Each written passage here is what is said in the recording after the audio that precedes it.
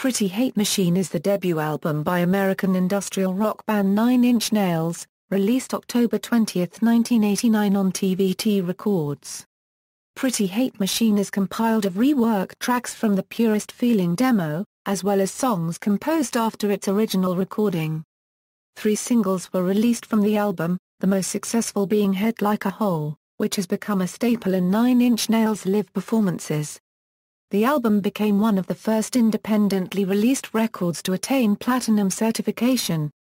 On May 12, 2003, the Recording Industry Association of America certified the album triple platinum, indicating sales of 3 million copies in the United States.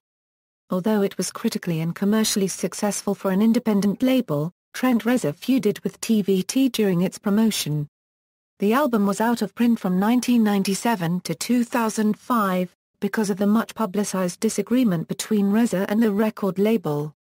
Rykodisc re-released the album worldwide in 2005, effectively putting the album back into print.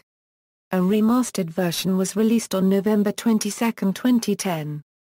Slant magazine listed the album at number 50 on its list of best albums of the 1980s, saying before attempting suicide in the downward spiral and living with the wrist scars in the fragile, Pretty Hate Machine sent out sleek, danceable warning shots. Background: during working nights as a handyman and janitor at the Right Track Studio in Cleveland, Ohio, Reznor used studio downtime to record and develop his own music. Playing most of the keyboards, drum machines, guitars, and samplers himself, he recorded a demo. The sequencing was done on a Macintosh Plus. With the help of manager John Malm, Jr., he sent the demo to various record labels. Reznor received contract offers from many of the labels, but eventually signed with TVT Records, who were known mainly for releasing novelty and television jingle records. Pretty Hate Machine was recorded in various studios with Reznor collaborating with some of his most idolized producers, Flood, Keith LeBlanc, Adrian Sherwood, and John Fryer. Much like his recorded demo, Reznor refused to record the album with a conventional band, recording Pretty Hate Machine mostly by himself. "A lot of it sounds immature to me now," he stated in 1991 of the recordings that were then 2 years old. "At first it totally sucked. I became completely withdrawn. I couldn't function in society very well. And the LP became a product of that. It's quite small scale, introverted, claustrophobic. That's the feel I went for." After the album was released, a recording known as Purest Feeling surfaced. This bootleg album contains the original demo recordings of most of the tracks featured on Pretty Hate Machine, as well as a couple that were not used. Music and lyrics: unlike the industrial music of Nine Inch Nails' contemporaries, Pretty Hate Machine displays catchy riffs and verse-chorus song structures rather than repetitive electronic beats. Reznor's lyrics express adolescent angst and feelings of betrayal by lovers, society, or God. Themes of despair are collocated with love-sick sentiments. Pitchfork Media's Tom Brown categorized it as a synth-pop album that was shaped by industrial music's nascent new wave period rather than its subsequent styles. According to Brown, the beats were muscular, but not in the vein of metal or post-punk, and that the most rock-inspired song on the album was Head Like a Hole. "It's the all-purpose alternative album." Reznor quipped. "If you want to stage dive to it, you can, but if you're a big Depeche Mode fan, you can get what you need out of it as well." Music journalist John Parles described the album as electro-rock or industrial rock, using drum machines, computerized synthesizer riffs and obviously processed sounds to detail, and usually denounce an artificial world. Tom Popson of the Chicago Tribune called it a dance album that is partly characterized by industrial dance's aggressive sound. Reznor's Electronics Plus Guitar LP also carries a brighter techno-pop element that might remind some of Depeche Mode. Things occasionally mellow out to moody atmospherics, while Reznor's vocals range from whispers to screams. "I like electronic music, but I like it to have some aggression," Reznor observed. "That first wave of electro music Human League and Devo that's the easiest way to use it. To be able to get some humanity and aggression into it in a cool way, That's the thing. Pretty Hate Machine is a record you can listen to and get more out of each time. To me, something like Front 242 is the opposite, great at first but, after 10 listens, that's it. Samples Prince, Jane's Addiction, and Public Enemy, are listed in the liner notes as artists whose music was sampled on the album. Segments of Prince's Alphabet Street and Jane's Addiction's Had a Dad can be heard in Ringfinger, unlike the other samples which were edited or distorted in order to be unrecognizable, such as the introduction to Kinda I Want To. A speech from Midnight Express was sampled at low volume during the pause in Sanctified. On the album's 2010 reissue, this sample is not present, most likely due to clearance issues. Sin contains elements from the song Change the Beat by Fab Five Freddy. Touring.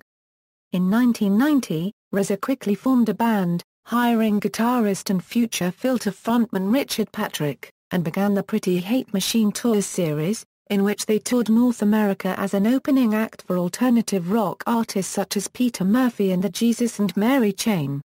Nine Inch Nails' live set at the time was known for louder, more aggressive versions of the studio songs. At some point, Reza began smashing his equipment on stage. Nine Inch Nails then embarked on a world tour that continued through the first Lollapalooza festival in 1991 and culminated in an opening slot to support Guns N' Roses on their poorly received European tour. Commercial performance, released on October 20, 1989, Pretty Hate Machine was a commercial success. Although it peaked at number 75 on the Billboard 200, the album gained popularity through word of mouth and developed an underground following. Pretty Hate Machine spent a total of 115 weeks on the Billboard 200 chart.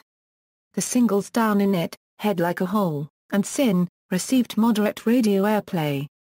Pretty Hate Machine was certified gold by the Recording Industry Association of America on March 3, 1992, 2 years after the album's initial release, for shipping 500,000 units. 3 years later, it became one of the first independently released records to attain platinum certification. Pretty Hate Machine eventually achieved triple platinum certification on May 12, 2003, with 3 million copies sold in the United States. The album was certified gold by Music Canada in April 1994. It also received a silver certification from the British phonographic industry, following its number 67 peak. Critical reception. Pretty Hate Machine was well received by contemporary music critics. Rolling Stone S. Michael Azerrad called the album industrial strength noise over a pop framework, and harrowing but catchy music. Reza proclaimed this combination a sincere statement of what was in his head at the time.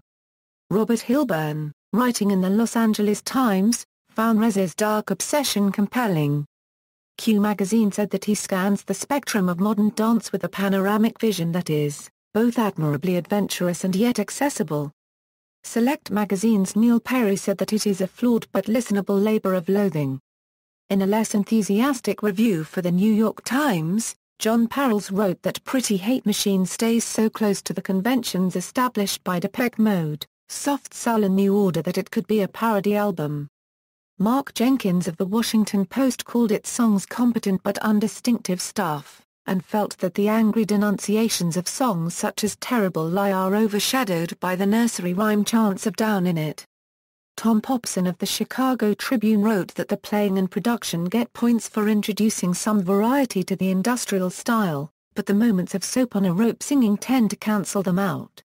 In a retrospective review of the album, AllMusic editor Steve Huey commended Reza for giving industrial music a human voice, a point of connection with his tortured confusion and self-obsession, and felt that the greatest achievement of Pretty Hate Machine was that it brought emotional extravagance to a genre whose main theme had nearly always been dehumanization.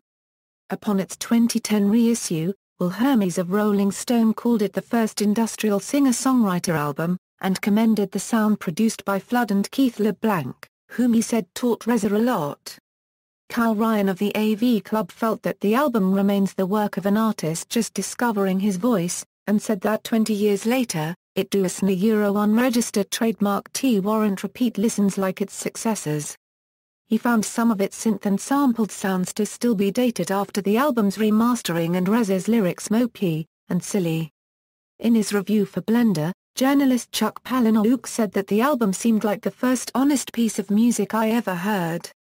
Reissue, Pretty Hate Machine went out of print through TVT Records, but was reissued by Rykodisc Records on November 22, 2005, with slightly modified packaging. Reza had expressed interest in making a deluxe edition with surround sound remastering and new remixes, similar to the re-release of The Downward Spiral. Rykodisc initially accepted the idea, but wanted Reza to pay the production costs.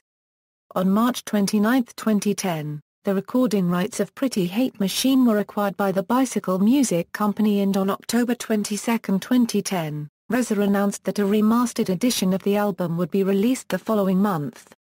The re-release included new cover art by Rob Sheridan and the bonus track Get Down, Make Love, a Queen cover originally from the Sin single. The 2010 reissue was mastered by Tom Baker at the Precision Mastering in Hollywood, California. Before the album's re-release, a fan's website was launched featuring video content and touring information for Pretty Hate Machine. The videos for Head Like a Hole and Down in It had remastered sound, the uncut video for Sin, and 2 early live video segments, one with interviews. The album with its respective singles will be included in the upcoming Record Store Day Black Friday exclusive box set, Halo I4 in 2015. Track listing: all songs written and composed by Trent Reznor, except where noted.